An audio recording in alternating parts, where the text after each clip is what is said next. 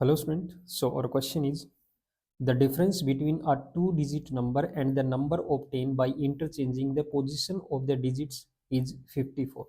Consider the following statements. Statement 1 is the sum of the two digit of the number can determine only if the product of the two digit is known. Statement 2, the difference between the two digit of the number can be determined.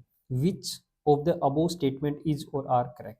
So student question में क्या given है कि एक two digit number है जिसके digits को अगर interchange कर दिया गया तो उससे जो न्यू नंबर ऑब्टेन होगा तो उन दोनों नंबर्स का ओरिजिनल नंबर और उस न्यू नंबर का डिफरेंस आपको गिवन है 54 और उसके बेस पे यहाँ पे टू स्टेटमेंट गिवन है तो आपको बताना है कि दोनों स्टेटमेंट में क्या स्टेटमेंट सही है और गलत है। ओके, तो चलिए देखिए, सबसे पहली बात तो यहाँ पे आपको गिवन क्या है, यहाँ पे आपको गिवन है कि एक टू डिजिट नंबर है ए बी और उसके डिजिट्स को अगर इंटरचेंज करेंगे तो क्या बन जाएगा बी ए। यहाँ पे A and B are the digits. Okay, so इनका जो डिफरेंस है दैट इज 54, ये आपको 54 गिवन।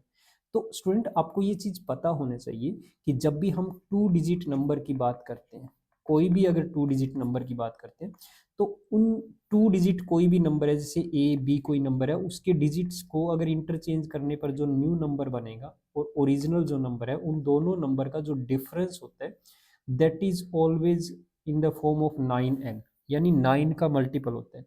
और इस 9n में ये जो n है, this n is the difference of digit, difference of digits, हमेशा ये डिफरेंस ऑफ डिजिट्स होता है। ओके, फॉर एग्जांपल अगर हम एक एग्जांपल लें, फॉर एग्जांपल कोई टू डिजिट नंबर उठा लीजिए जैसे कि 85 और इसके डिजिट्स को अगर इंटरचेंज करेंगे तो क्या बनेगा 58। अब इन दोनों का जो डिफरेंस होगा वो क्या होगा, 9 का मल्टीपल होगा और 9 का कितना टाइम्स होगा इसके डिजिट्स के डिफरेंस के, यानी कि 8 और 5 का जो डिफरेंस है दैट इज 3।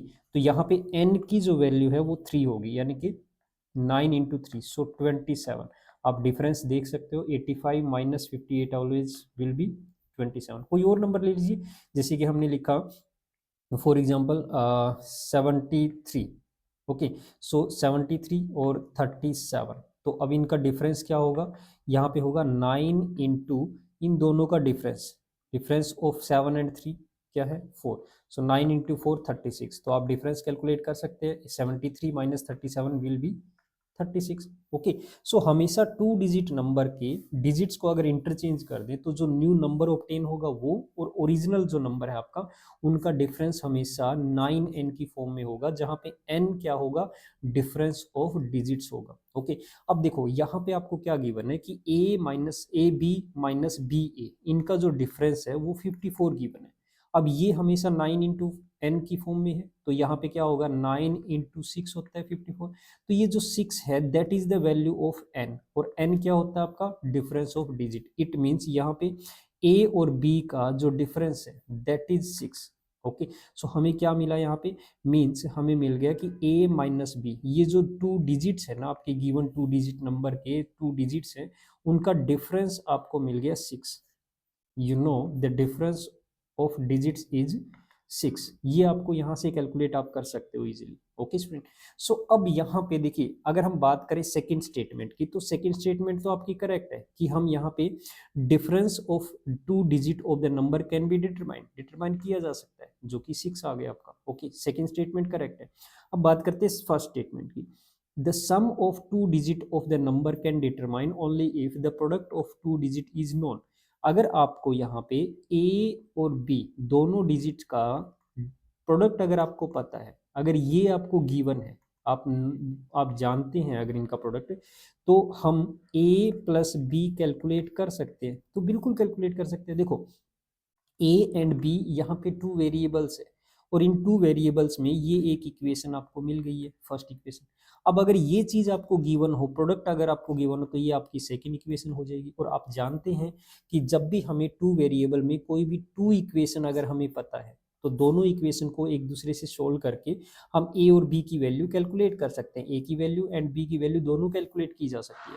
अगर दोनों वैल्यू आ गई है, हम कैलकुलेट कर पाए, तो उन दोनों का सम भी कैलकुलेट इजीली कर सकते हैं। ओके, सो ये चीज भी क्लियर है कि अगर हमें एक इक्वेशन तो आप जानते हैं, दूसरी इक्वेशन ए इंटू बी मतलब प्रोडक्ट ऑफ टू डिजिट अगर गिवन हो, नोन हो, तो उस केस में आप दोनों की वैल्यू कैलकुलेट करके दोनों का सम कैलकुलेट कर सकते हो, और यही स्टेटमेंट बोल रही है।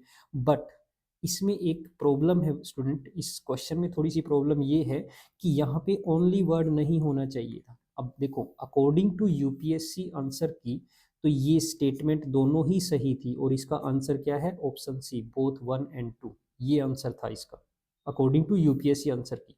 बट यूपीएससी आंसर की में अगर ये दोनों सही है तो इसका मतलब ये ओनली वर्ड नहीं होना चाहिए यहाँ पे। क्यों नहीं होना चाहिए, देखो ओनली इफ, ये जो कंप्लीट वर्ड है ओनली इफ, इसका मतलब क्या है कि आप ये a प्लस बी यानी a और b दोनों डिजिट का सम तभी कैलकुलेट कर सकते हो अगर आपको सिर्फ a into b product given हो, तभी कैलकुलेट कर सकते हो। बट ऐसा कोई जरूरी नहीं है। अब देखो, आप एक इक्वेशन तो जानते हैं कि a माइनस बी दोनों का डिफरेंस जानते हैं।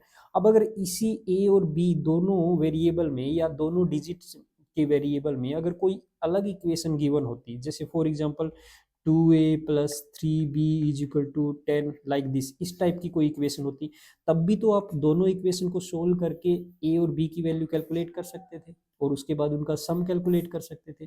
तो ऐसा कोई जरूरी तो नहीं है ना कि सिर्फ प्रोडक्ट ही पता होना चाहिए तभी आप कैलकुलेट कर सकते हो इन दोनों का सम, नहीं। या फिर फॉर एग्जांपल अगर मान लिया a और b में से किसी एक की वैल्यू पता हो, दूसरे की वैल्यू आप क्या करोगे, इस इक्वेशन का यूज करके दूसरे की वैल्यू कैलकुलेट कर लोगे, और फिर दोनों का सम कैलकुलेट कर लोगे। तो ऐसा कोई जरूरी तो नहीं है ना कि सिर्फ आप प्रोडक्ट जानते हैं तभी कैलकुलेट कर सकते हैं। हमें अगर कुछ और इन्फॉर्मेशन पता हो तब भी तो हम कैलकुलेट कर सकते हैं ना ए और बी का सम। ठीक है, तो ये ओनली वर्ड इसलिए यहाँ पे नहीं होना चाहिए था। ठीक है, अगर यूपीएससी के अकॉर्डिंग दोनों स्टेटमेंट सही है तो ये ओनली वर्ड नहीं होना चाहिए था। अगर ये ओनली वर्ड यहाँ पे है तो इसका मतलब ये स्टेटमेंट आपकी गलत हो सकती है, क्योंकि ओनली का मतलब तो यही होना कि सिर्फ एक ही वे है आपके पास दोनों डिजिट का सम कैलकुलेट करना, और वो वे क्या है, आपको प्रोडक्ट पता होना चाहिए। बट एक ही वे नहीं है, बहुत सारे वे हो सकते हैं यहाँ पे। तो ठीक है, ए और बी का रेशियो अगर गिवन है तब भी हम कैलकुलेट कर सकते हैं। ठीक है, तो इसलिए ये ओनली वर्ड या तो ओनली वर्ड नहीं होना चाहिए, अगर ओनली वर्ड है यहाँ पे तो फिर ये सेकंड फर्स्ट स्टेटमेंट जो है वो आपकी रॉन्ग हो जाएगी, गलत हो जाएगी। ओके, फिर आपका आंसर ऑप्शन ए होगा। लेकिन according to UPSC answer key option C जो है वो आपका करेक्ट आंसर था। Okay, thank you, bye.